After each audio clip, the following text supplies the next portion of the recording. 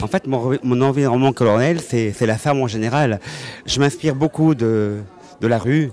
J'ai la chance de vivre à Paris avec des expositions permanentes et continuelles.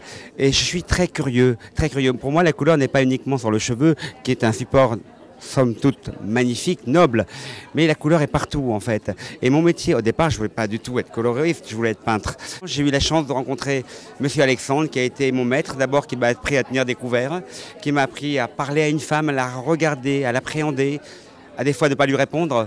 Et j'ai ouvert mon salon qui était enfin l'ancien atelier de Francis Picabia, le contemporain de Picasso, tout près de la place Vendôme. Et maintenant, je vis une vie vraiment magnifique parce que je fais partie des gens qui ont la chance de travailler, de vivre socialement de leur passion.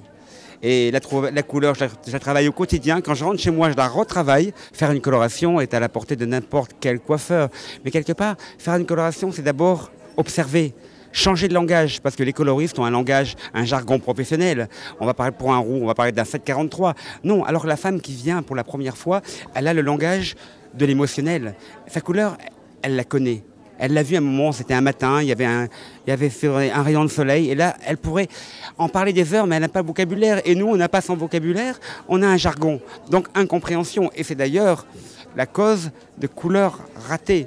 Alors que, ça je le tiens de mon maître, Monsieur Alexandre, dans la nature, on peut user de métaphores, de comparaisons. Par exemple, pour parler d'un roux, on va parler d'un roux, d'un écureuil espiègle. Pour parler d'un cendré, on va parler de la couleur d'un poil d'un chat abyssin. Et en fait, voilà, moi je suis simplement qu'un simple traducteur et une vraie couleur commence dans la compréhension. Et j'emploie des produits multiples. J'ai besoin de beaucoup de produits. C'est comme si on demandait à un peintre s'il ne travaillait qu'avec la gouache ou l'aquarelle. Non, moi je veux travailler avec la gouache, avec l'aquarelle et avec...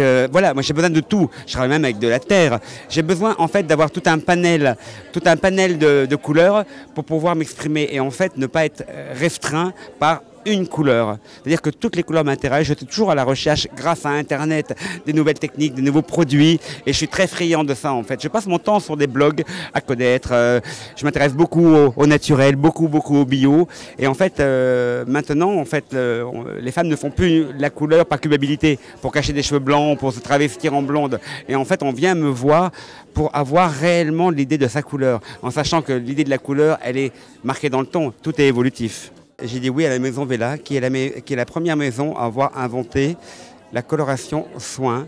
Ils sont venus me voir en me demandant d'être le parrain d'une nouvelle couleur. Au départ, avec les superlatifs qu'on connaît à tous les nouveaux couleurs, magnifiques, brillants, matière. Et j'ai demandé à voir, et vraiment j'ai été séduit. Ce produit s'appelle Illumina. Et réellement, là j'oublie le cheveu, je pense à la matière.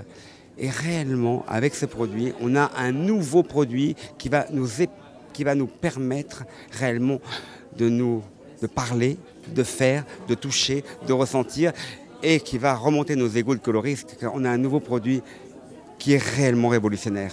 Merci Abella.